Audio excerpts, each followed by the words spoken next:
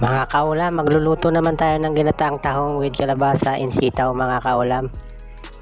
Tara mga kaulam, lutuin na natin. Mukhang masarap na luto na naman ito mga kaulam. Una-una mga kaulam, magpapainit tayo ng mantika sa kawali mga kaulam. Mga 2 kutsarang mantika lang mga kaulam. At saka ilagay na rin natin yung sibuyas mga kaulam. Yung ginamit pala natin sibuyas dyan mga kaulam, white onion pala ginamit natin dyan mga kaulam. Pwede kayo gumamit yan mga kaulam, pulang sibuyas mga kaulam, depende po sa inyo mga kaulam. Ayan, sauti lang natin mga kaulam yung sibuyas na nilagay natin sa kawali mga kaulam. At saka ilagay na rin natin yung bawang mga kaulam.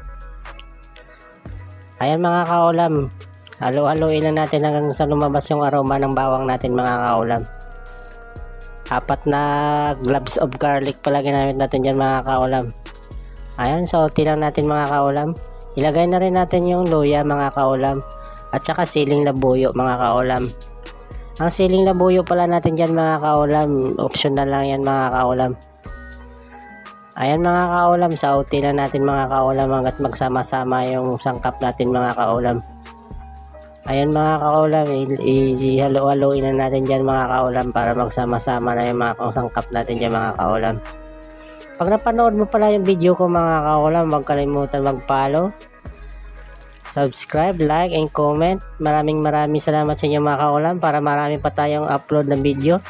May tahong pala tayo dyan mga kaulam, nabili pala natin yan mga kaulam, 100 piso pala mga kaulam. 1 kilo pa yan mga kaulam, nabili natin mga kaulam. Halo-halo ilan natin yung ginataan natin na tahong mga kaulam. Ayan mga kaulam,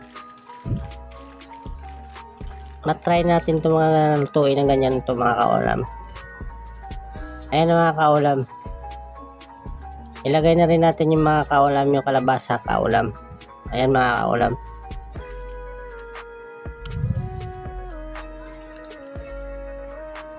ayan mga kaulam,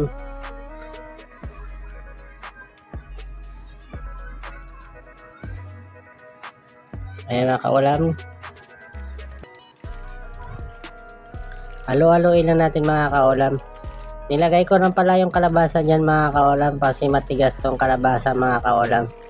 Para madali lang siya malambot mga kaulam. Nilagyan na natin siya ng mamaya, isabay natin sa pagpapakulo mamaya mga kaulam para madali siya lumambot mga kaulam. Ayan mga kaulam. Lagyan na natin ng sabaw mga kaulam. Tansyahin natin yung paglagay ng sabaw mga kaulam. Ayan mga kaulam.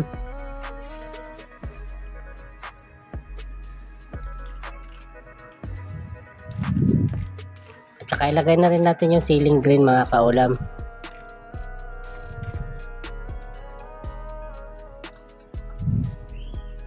Ayan mga kaulam, lagyan na rin natin ng asin. At saka takpan natin mga kaulam hanggat lumambot yung kalabasa mga kaulam. At saka ilagay na rin natin yung kuko mamagata mga kaulam.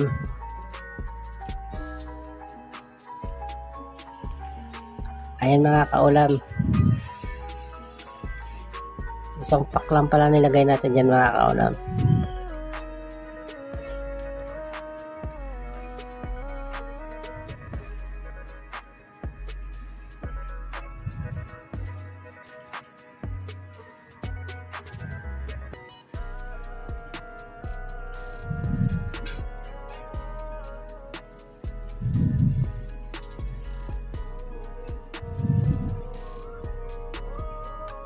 Ay mga kaulam, naglagay din pala tayo ng nor dyan mga kaulam. Yung nor pala yan mga kaulam, optional lang po mga kaulam.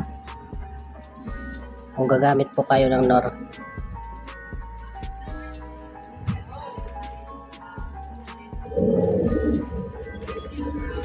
Ayan mga kaulam, halo-haloin na natin mga kaulam hanggat sa matunaw yung nor na nilagay natin mga kaulam.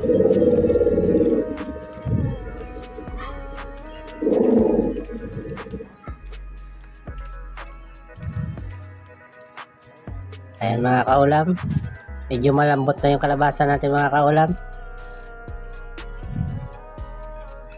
Tsaka lagyan na rin natin ng siling labuyo mga kaulam. 5 pirasong siling labuyo. Optional lang yan mga kaulam, ang siling labuyo na ilagay natin. Ayan mga kaulam, takpan na rin natin mga kaulam.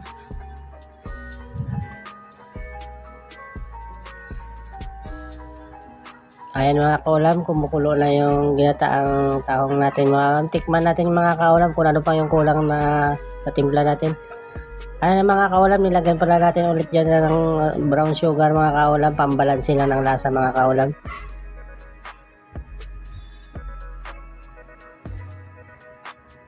Ayan na mga kaulam.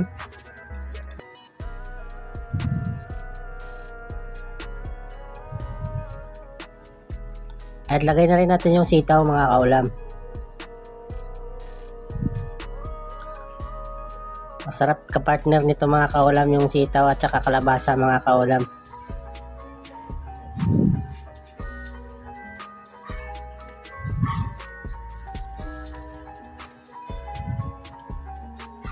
Halo-haloin na natin mga kaulam.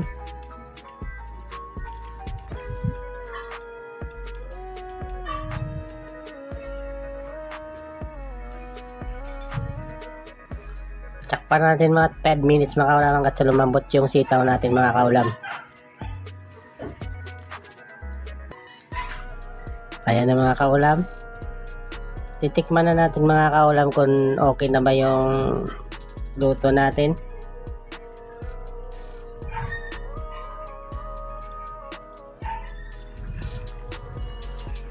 Ayan na mga kaulam, luto na yung ginataang tahong with kalabasa and sitaw.